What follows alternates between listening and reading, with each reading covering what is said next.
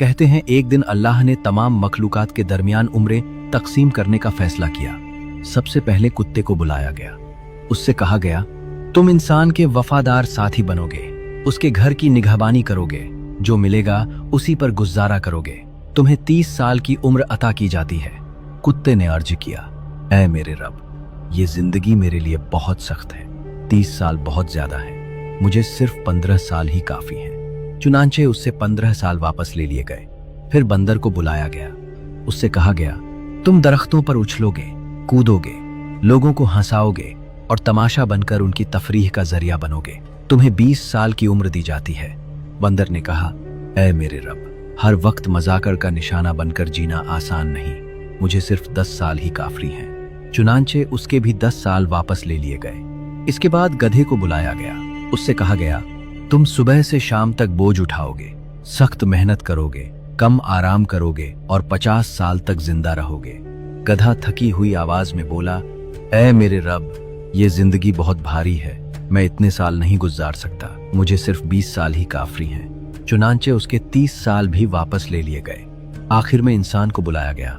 उससे कहा गया, तुम्हें अकल दी जाएगी, शूर दिया जाएगा और जमीन पर इख्तियार भी तुम्हें ही दिया जाएगा। इंसान ने अर्ज किया, ऐ मेरे रब, अगर मुमकिन हो तो मुझे थोड़ी और उम्र अता फरमा। तब अल्लाह ने उसे वो 30 साल दे दिए जो गधे ने वापस किए थे, वो 15 साल जो कुत्ते ने छोड़े थे और वो 10 साल जो बंदर ने लौटाए थे। कहते हैं तभी से इंसान की जिंदगी एक अजीब अंदाज में गुजरती है। पहले 20 साल वो एक इंसान की तरह जीता है, हंसता है, खेलता है, ख्वाब देखता है और जिंदगी का लुत्फ उठाता है। फिर अगले 30 साल गधे वाले होते हैं। शादी, औलाद, रोजगार और जिम्मेदारियों का बोझ उसके कंधों पर आ जाता है।